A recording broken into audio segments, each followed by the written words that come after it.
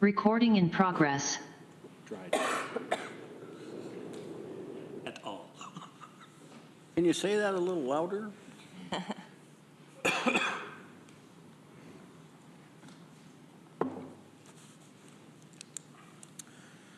right.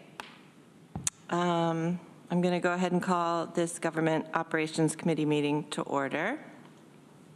Are there any changes to the agenda?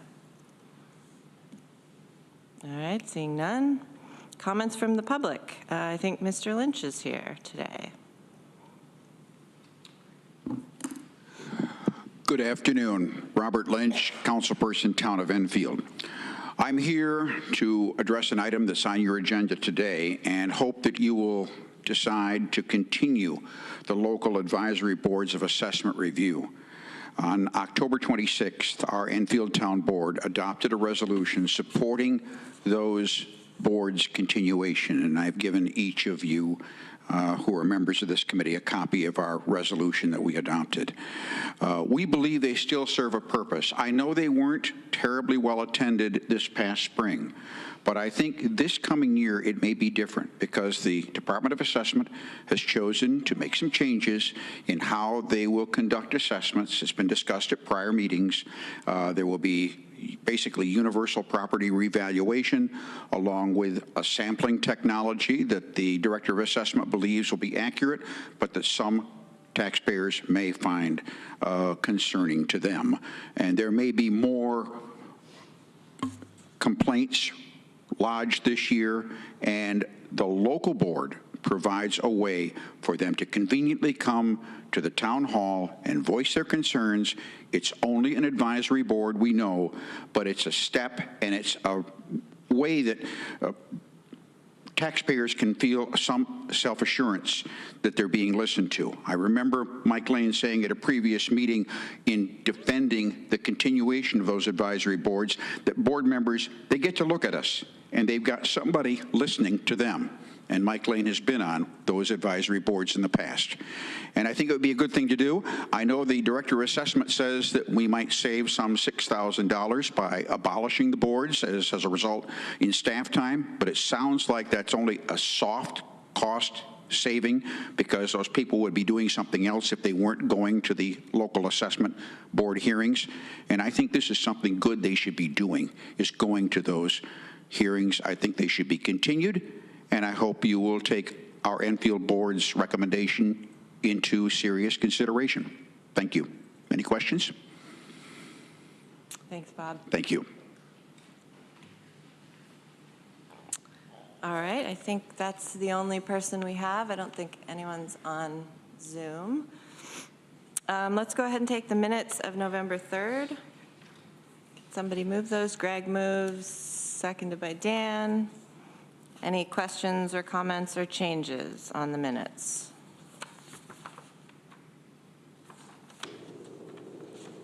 All right, let's go ahead and vote. All in favor?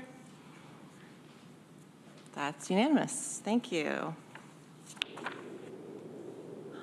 All right, well, speaking of assessment, I see Jay Franklin is here. Thanks for joining us this morning. No, this afternoon. Afternoon. And why don't you start us off with discussion of the local boards of assessment review? Well, a few meetings ago or so, I was asked to come back to kind of show what the cost of this would be, the time of it, and really the prior effectiveness of this. So it was kind of interesting. I went back and read a lot of the founding news articles and reports that we had as to really why this was created and really its purpose. And one of the odd things that I found is it was very political when it was set up. The one member of the County Board of Representatives would be chosen, one member chosen by the local legislative body, and then one member from the county assessing department would have been on this review board. It doesn't make a whole lot of sense to me to have a member of my staff on that board, so that's probably why they got out of it.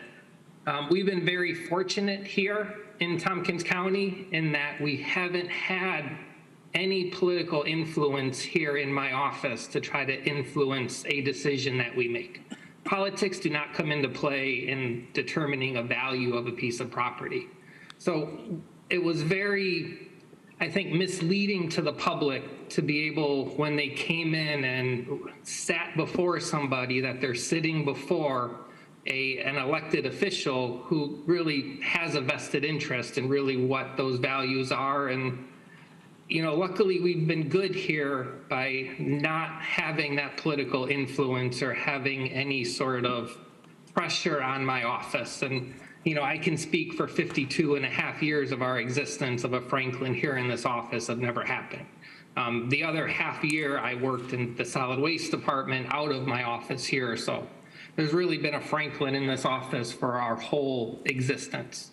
But I wanted to put this in and show you on the third page, you should see the chart of the number of informal or local advisory reviews that we've had. And I put a line in there between 2009 and 2010. I was appointed director in 2009. So our first informal assessment review period was in 2010. One thing that we also did was I mandated that every year we will hold informal assessment review meetings with the public. Something that no other assessing office does in New York State, to do it every single year. Typically you only do it in a year of a major revaluation, but we want to get rid of all of those minor questions beforehand. You know, oh, I only have 1.5 baths, not 2 baths. You know, I demoed the garage, but I didn't get a permit, so you didn't know that it was gone. So those minor valuation issues are the ones that we take care of in those meetings. Really only what we want to take to a formal review process are really major discrepancies within that valuation.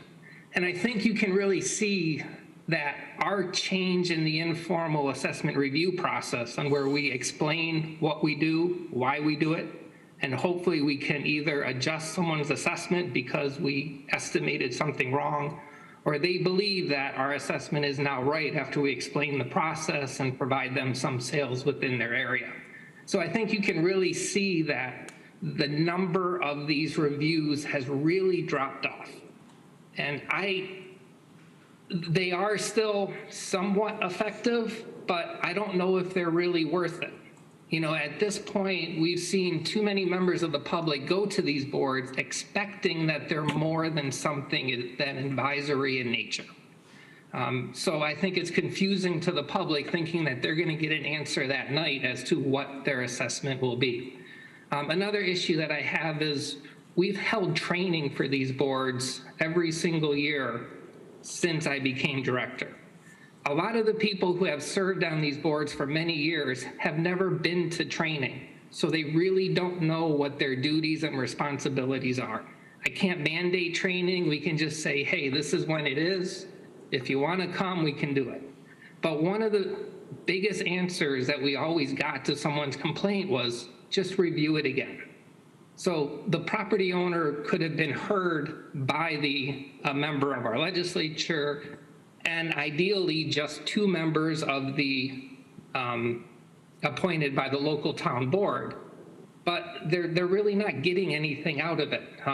You know, it's just here, review it again. But, you know, we're more than willing to staff these if that is the will of the legislature.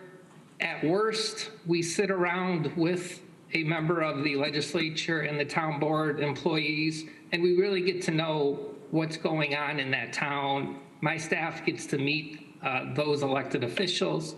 So, you know, there is benefits outside of the review, but I think the review process is handled more efficiently and better through our informal assessment review process and the formal grievance panels that we have set up.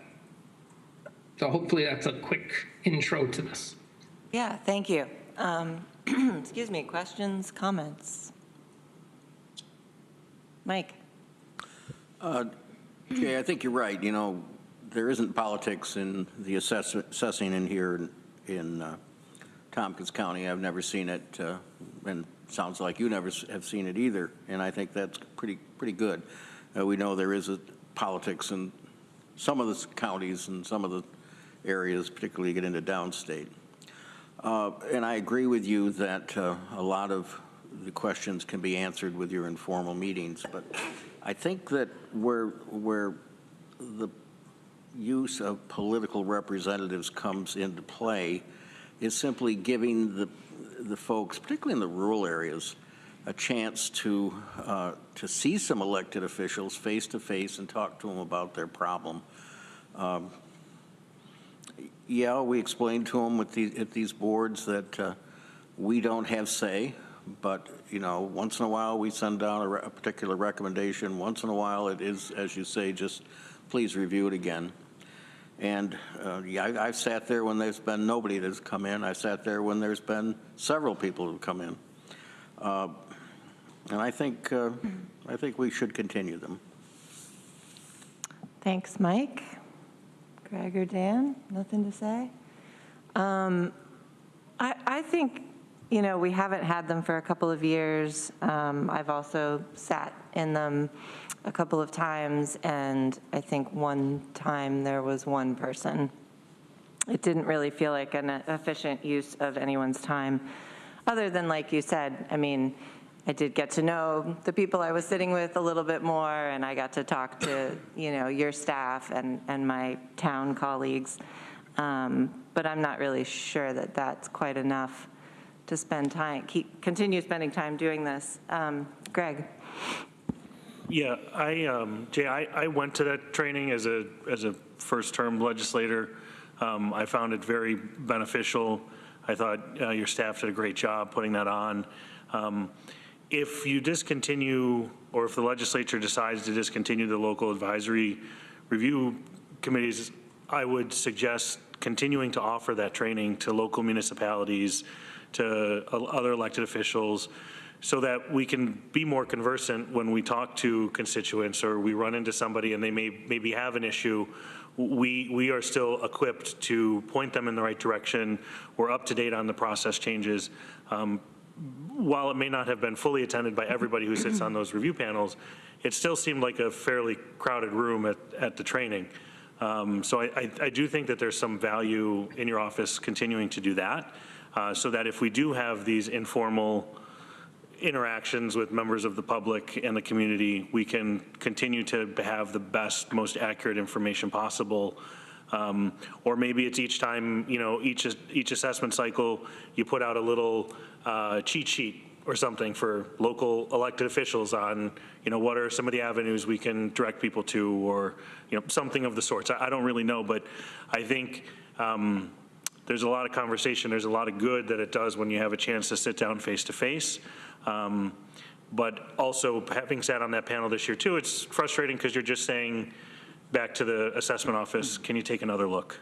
And really, if we just sent them there and said, if you go there, they're going to take another look, you could sort of skip this step because they're going to take another look if you show up at their office anyways. It seems like it's just duplicative of, but I could go either way on this. I hear the value of the in-person, of the face-to-face, but I also see the time and resource drain that it can have, because there's really nothing substantive that can come out of it other than just further interaction with the public, and sometimes limited at that. Thanks, Greg.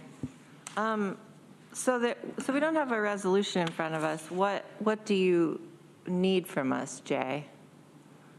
As of right now, the way the charter reads, it reads that they may meet. So It's really up to, I don't know who would have the authority to say, yes, they would may or may. I don't really care to have that authority to say may or shall. If you all say you should do this, we're more than willing to do so.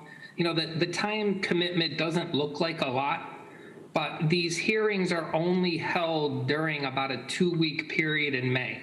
And when we have 10 hearings that we have to hold, some are held multiple nights. Staff is sometimes they'll have 3 nights 1 week that they're staying late till 7 or so. And, that's not something that we can overcome. It's just that short 2-week period. But, and if we were to continue these, I'd want to make them more official. Right now, the way the county charter reads is that the county legislature appoints 1 representative, and then the town board appoints 2 representatives.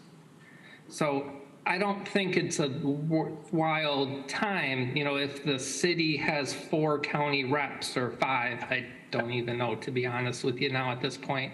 5 of you don't need to show up for 3 hours. The same with the 4 that are in the town of Ithaca. So I think if we stuck to what the charter says, that'll minimize some of the time. I don't want to say waste, because it isn't a waste, but the time duplication. Okay. Dan? Just a thought, and I'd be willing to make the motion if people think it's a decent idea, is we could say that we're suspending it for 2023. We could also say that we are going to take a look at the charter and that section and do some work to tighten it up. Are you giving Geo more work to do? Yep. Okay. Mike? I think when we suspended it last time, there was a resolution that went to the full legislature. Yeah, I think so as well. I would second that motion, but whatever the best process is, I would look to our clerks if we should. They're looking at each other. If we should wait and have a resolution at our next meeting, and then that could go to the full legislature. I mean, do you need to know like immediately, Jay, or? I would need to know probably, I wouldn't need to know until March or April. Okay. Because that's when we start when we print the tentative assessment change notices or they're mailed on May 1. I just need to know that when they're going to be, but actually I need to know before that, because the towns take some time in order to schedule. We try working around your meetings. So once I get the 2023 committee schedule from Kathy, I work with her to figure out what other meetings are there, so I can tell towns, town of Danby, don't pick on this date, and you have a sister town in Caroline, so try to coordinate with them as well. So if we could have an answer by January, February, the February GO meeting, I think that would be fine. I don't think we need to do a resolution right now. When we suspended it, the charter said that the boards shall meet. After the 1-year kind of hiatus, we came back and said, all right, let's do with a 3-year, and we changed the charter so that they may meet. Right, okay. I'll work with Holly and Bill on that just to make sure if there is something that we need to do, and I can come back in January just to let you know, to see where we're at with it. And, I'm really ambivalent to this. I know I said in my memo that it's these are past their effectiveness, but I really think they are. But there is still benefits to be had, and if we need to be somewhere to assist the public, and even if we help one person, we put a lot of time and effort into helping that one person, but we helped that one person. Yeah, definitely. Greg? Yeah, I was just thinking, is there any way to consolidate these so that it's maybe one place with multiple members of a town board, multiple town boards and multiple legislative districts, so that when the Lansing person comes in, the Lansing people sit in the chair. When the Dryden person comes in, the Dryden people sit in the chair, so that it's not all these different ones, but it's more sort of these like regional things. Maybe it rotates from Lansing Town Hall 1 year to Dryden Town Hall, or whatever community mix makes sense. But that may be a way to minimize too, to still maintain it if there's a desire of the whole to maintain it while creating some efficiencies. Because if you're only getting 1 or 2 people, you know, if you get 1 or 2 people from every town and there's 3 towns that all sit in the same room, then you're getting 6 people and you're getting 1 session and they're still there the same amount of time. Yeah, yeah. Any thoughts on that, Jay? I like that. I think you'd have to look at where you would staff it in certain years. You know, if we did a revaluation project in one town and not the other, you'd probably shift it into that one town. I like it. We kind of did that at some point in our history. When we were formed, these boards should have been held in each municipality, including the villages. So we went from 16 to 10. You know, I think the city and the town of Ithaca is ripe for a consolidation in this. You know, we hold the town of Ithaca's at the town's office, but we hold the city of Ithaca's here in my office. So I think there is some potential for that. I just worry about if we're going to group Dryden, Lansing, and Groton together and we decide to hold it at the Coddington Road Community Center, is that really fair to Lansing and Dryden that we held it in, or Lansing and Groton that we held it in Dryden that year? And then trying to coordinate who's coming in and, all right, Dryden people, stand up, we'll bring in the Lansing people. So it can work. I like the idea of smaller meetings that are more well attended. So yeah, let's think about it. All right, so I think our clerk said that we can pull together a resolution for the next GO meeting, if that's the direction that the committee wants to go, to actually have a resolution. And then that would go to the full legislature and we can have a full vote. Is that what folks want to do? Okay. All right, so Jay, maybe you can talk to one of our lovely clerks and work that out. So that would be a resolution to hold them? To suspend them. To suspend them. For 2023. Okay, to review the charter and then come back with a recommendation in 24, something Yes. like that. Yes, right? Okay. So you know, I will continue to think we should hold them. Yes. Okay, are we good on this? All right, great. Thanks for bringing that up, Jay. You have a couple resolutions. Let's see. Let's see. Resolution, returned village taxes, ID 11230. Somebody want to move that? Dan moves, Mike seconds. This is something we do every year, but Jay, do you want to say anything about it? Yep, no, this is just one of those yearly resolutions that allows me to add those delinquent village and school taxes up. It's kind of odd this year. I just balanced those, and I don't know, just out of curiosity, the village re-levy increased about $73,000, but the school re-levy decreased by $92,000. I would have thought both would have moved in the same direction.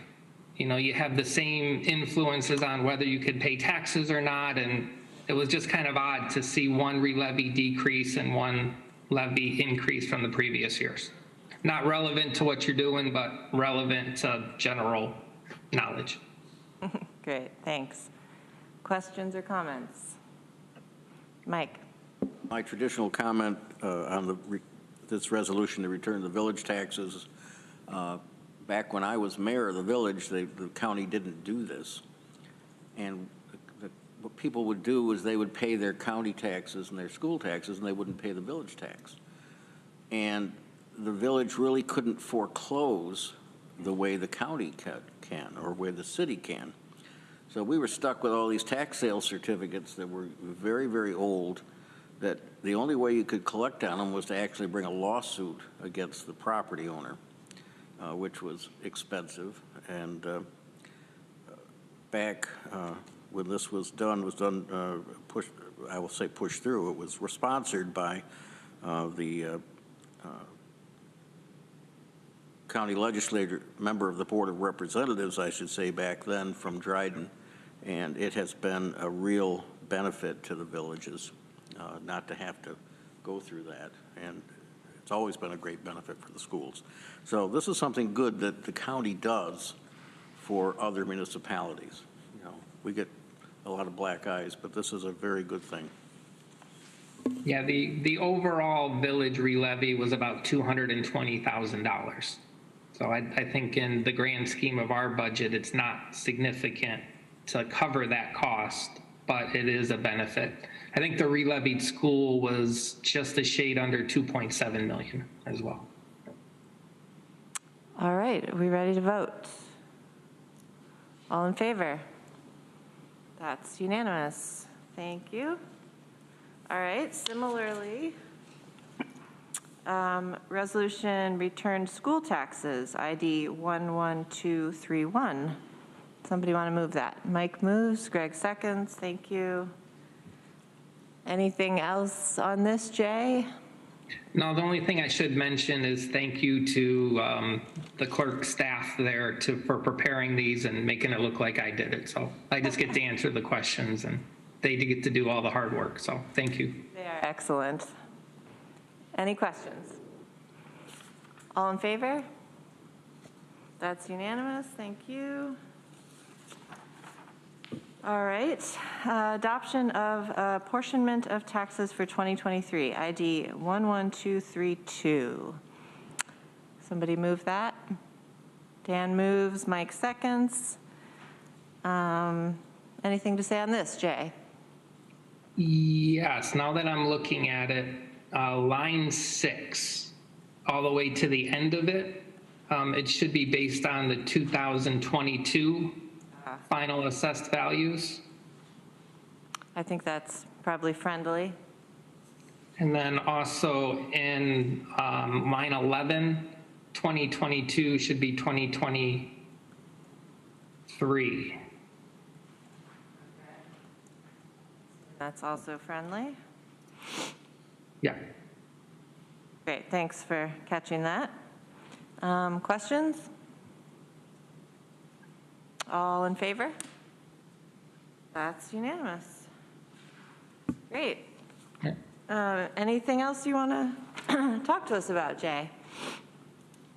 Nope, we're just preparing all of or compiling all the information for the county and town taxes going out, and everything's running smooth right now. We're just waiting for a couple towns, so we're about a week or two ahead of schedule. We find some wood to knock on, so things are good, and now if our printers stay reliable, we should be good to go, and I won't be sleeping here over the holiday break. Yeah, don't do that, please. All right, well, thanks for being here. All right, take care, everyone. All right, moving on to administration. Resolution to update and adopt Tompkins County's Title II of the ADA grievance procedure, ID 11321. Can somebody move that? Greg, seconded by Dan, Lisa, and Bridget. I can speak to this. Hello. Hi. Just a little context. So during a recent CDBG grant monitoring process by New York State's Office of Community Renewal through the Planning Department, we were cited for not having formally a record of a legal notice in which we had published or outlined our grievance procedure under Title II of the ADA. The procedure has been in place. It's on our website and it's available to whomever asks. But again, this is more of a formal remedy for that notation. So this resolution will not only outline the procedure as it stands, but also allow the publication of the legal notice. Great, thank you for the explanation. Questions? Comments? Mike? Have we had any grievances? I'm not sure of the record of that. Grievances around the ADA? No, Yes. not that I'm aware. So it's a procedure, but It's not because you say we were cited, but it wasn't because of a lawsuit or something like No, that? no, simply because there was no record of the legal notice. We've had Title VI legal notices published, but that's separate from Title II. All right, I think we're ready to vote. All in favor? Thank you very much. That's unanimous. Well, while you are on the spot, do you have any updates for us, either Bridget or Lisa? I have no further updates. Thank you. I could just update the committee on behalf of county administration, and really, with thanks to Norma, we have signed a contract with OpenGov for budget software for the county. So we will now be in the process of implementation with the expectation that this will be the software used for 2024. Good news. Exactly. Budget, I hope the fun it's never easy to stops. learn. It looks great. Good. It looks great. And again, kudos to Norma for leading that process. She pulled together a group of departments, finance, HR, all of the players to understand all of the different functionality needed for it. So. All right, let's move on. We have a couple of resolutions from the legislature. Date of 2023 organizational meeting. ID 11229. Greg moves, seconded by Dan. Thank you. Pretty self-explanatory. First Tuesday in January is January 3rd at 5:30. Questions or comments? All right, all in favor? That's unanimous, thank you. And let's see, then we have establishing 2023 meeting dates, ID 11239. Greg moves, seconded by Dan, thank you. Questions or comments on this? It looks like we already have it narrowed down to only one date in July. So that's what the sort of practice that we've done for the past, 4 years at least. Mike? I'd move to amend to add the first meeting in July. Okay, is there a second? That would be July 4th. Well, it would be whatever date we normally would do. We wouldn't meet it on July. Be the 6th, if that was a Thursday, right? Kathy? Well, you could either meet Wednesday the 5th or Thursday the 6th. Yeah, I think We so. have in years past, yes. And actually, that would require a change for the November 8th meeting. Right, We want to change that to November 9th. okay. We can't broadcast live if we do it on Wednesday, because the city has the cable. Right. So if you want to, let's just stick with Mike's amendment here first. You wouldn't be suggesting July 4th, you'd be suggesting July 6th, correct? During the first meeting. Okay, so adding a July 6th meeting, is there a second for that? I'll second it for purpose of discussion. Okay. Mike? Well, we didn't do it this year. Everyone thought, well, because of July 4th, we wouldn't need to do it. But then we really got jammed up for the second meeting in July, you may recall. So I just think we ought to just have our regular meeting schedule like we have over many, many years. And if you can be there, fine. If you can't, if you need to take a vacation, we wish you well. Okay, other comments? Dan? Yeah, I was originally opposed to this idea, but I've seen that it's worked out really well, and I think the staff appreciate it. So I'm going to continue to support skipping one of the July meetings. Thank you.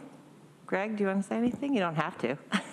No, I know. I fundamentally agree with Mike about holding the meeting, but I also hear, it's so close to the holiday. And I think it's a time, especially the July 4th holiday, where, I don't know, I think from a staffing standpoint, from a logistics standpoint, it's tough. But I do fundamentally, Mike, I do agree with you that we should be holding regular meetings as we've committed to our constituents. But I do think just from a scheduling standpoint, if it was any other week, but it's a tough week altogether to get people to meet. So I won't support the amendment. Okay, thank you. Yeah, I mean, I think it's perfectly fine that we have one fewer meeting each year. I think I've heard from our staff that it's nice for them to have that break. So are we ready to vote on the amendment, which would add in a July 6th meeting? I think we are. All in favor? All opposed? So that fails, 3-1. Let's talk about this Wednesday, November 8th meeting. What? Oh. Yeah, it was in reference to that. So Yeah. Katrina informed me that November 1st is the first Wednesday, so this November 8th date would not interfere with the Common Council meeting. Oh, okay. That works then. And that is to also avoid Election Day. Any other questions on that one?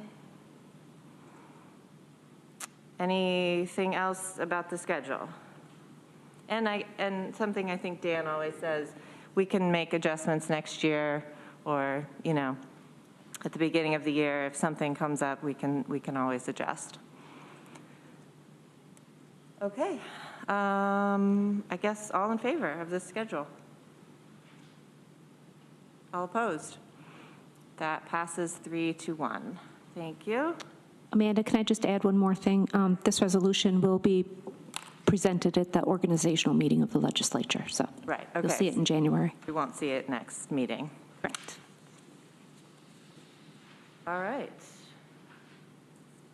Okay, report on the 2022 year-end legislator travel and training numbers. Who's talking about that? Do we need to talk about that? I think this is just our yearly summary of what legislators have spent on conferences. We have allocated, I think, $1,000 per person per year. Earlier this year, we also wanted to make sure that our newly elected colleagues had enough funding to go to NISAC, but also go to another conference if they chose to do so, and a couple did choose to do that.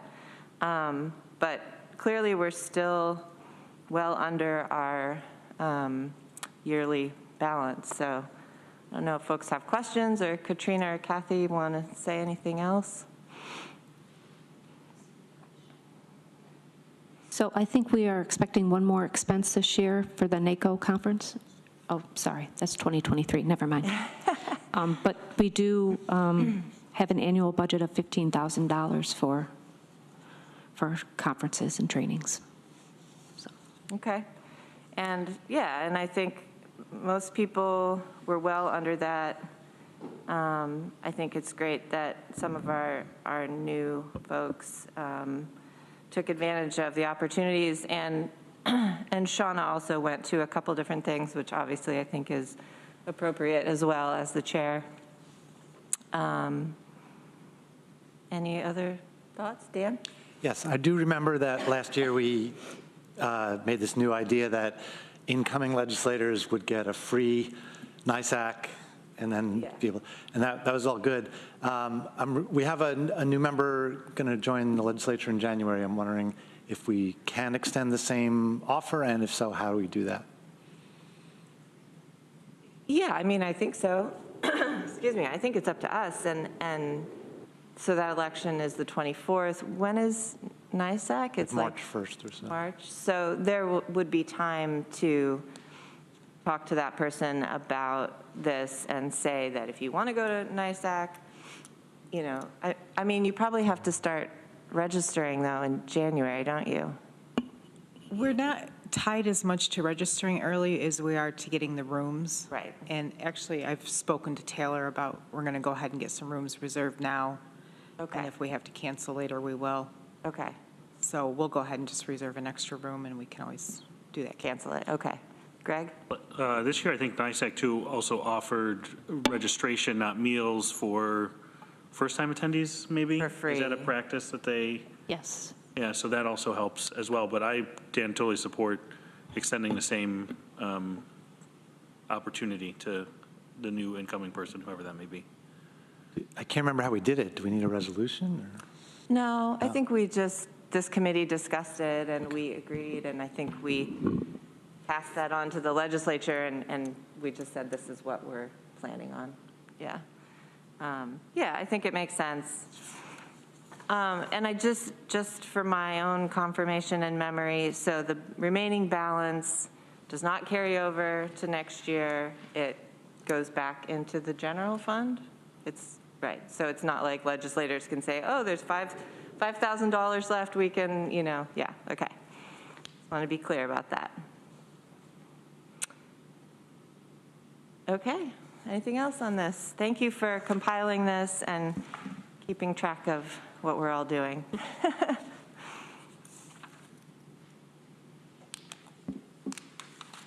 Okay. I don't really have a report. I just want to note that it's the end of the year. This has been a lovely committee. Thank you very much. And this is Kathy's last committee meeting with us, and we will miss you very, very much here and throughout the whole legislature. I'm not really going to do like a recap of our goals. I think that this committee will continue on into January in this formation, and then once we have a new chair and vice chair and committee organization, that will start, I think, in February. So if we want to do a recapping of goals, we can do that next month. So that's all I'm going to say. Let's see, I think Holly is here, our deputy county attorney. Do you have any reports for us? No, good afternoon, everyone. Nothing to report here. All right, that was easy, thank you. Yeah. And Drew is here. Anything you want to tell us about, Drew? I am all set, no report today. Thank you, Amanda. I think everyone's just ready for like a month of holidays or something. Dominic, anything from you? Nothing of substance. We went over quite a bit last meeting, so I'll leave it at that. So nothing else for me to report. Thank you. Anything from committee members or anything else folks want to chat about? Mike? Just that, I don't know what the configuration of the committee will be next time, but if I'm on it or whether I'm not on it, I do think the GO should begin a discussion about whether we should institute weighted voting because of the new census and the fact that we won't be electing people under the new districts until 2025, and so people won't be on there till 2026. I despise weighted voting, I'll say that to begin with, but we take a constitutional oath to defend our constitutions, both New York and federal, and part of the constitutional requirements are that we have equal representation, and that's since we decided as a legislature a couple of years ago not to shorten our terms and get reelected with the new districts. I do think that it's not fair that some districts have more people than others. Not that we can't do a good job for them, but the Constitution says one person, one vote. And I will be bringing this up. I just wanted to make you aware of it. Okay, thanks. Dan? clearly we're not going to get into the meat of this right now, or the tofu of it right now, but do you know that we are out of balance? Do you have those numbers? I have them. I haven't put together the percentages yet. I will be doing that. I got them from Greg actually a couple of months ago. Haven't had time to work on it. I did it for the previous time, and I brought them forward, trying to persuade folks to do the vote for the 2-year term and then the 4-year term, but I guess that was not persuasive. And I will get them to folks. Thank you. Okay, thanks. I think my district is one that's lost the most population. Greg, did you? Yeah, just real quick, gosh, Mike, what was it, a week or two ago at the airport with the Commissioner of Motor Vehicles? Last week, wasn't it? Last week. And our county clerk and folks at Mike and Corman and I were there to talk about the real ID that will be required for domestic flights within the U.S. You either need a real ID or an enhanced driver's license starting May 3rd, 2023. It also says here on the website, which is dmv.ny.gov/real ID, that to enter federal buildings or military base, you will also need a real ID or enhanced ID as of May 3rd, 2023. So I know our DMV office is ready and willing to help. There's some great information and literature out there translated in multiple languages for folks on what type of documents and things that they need for proof to get these things. But it was nice to have the Commissioner of Motor Vehicles there. It's nice to be up at the airport. And I know our clerk's office is working hard to make sure people are equipped to continue to travel and continue to transact here and throughout the rest of the country. So just wanted to make that quick announcement. Folks should not wait till the last minute and not wait till they're trying to board a flight if they are come spring to figure this out. And there's also a lot of questions about minors and children and things like that people will also want to look into. I'm not an expert on that, so I will spare public comment, but folks should really take a look at this and try to plan travel accordingly if they do plan to travel. Yeah, thanks for that public service announcement. Okay, anything else today? All right, we are adjourned. Thank you all. Have a lovely month and lovely holiday season. Thanks, folks on Zoom. Amanda, thanks for your leadership. Thank you, Mike. It's a good group. I appreciate you all.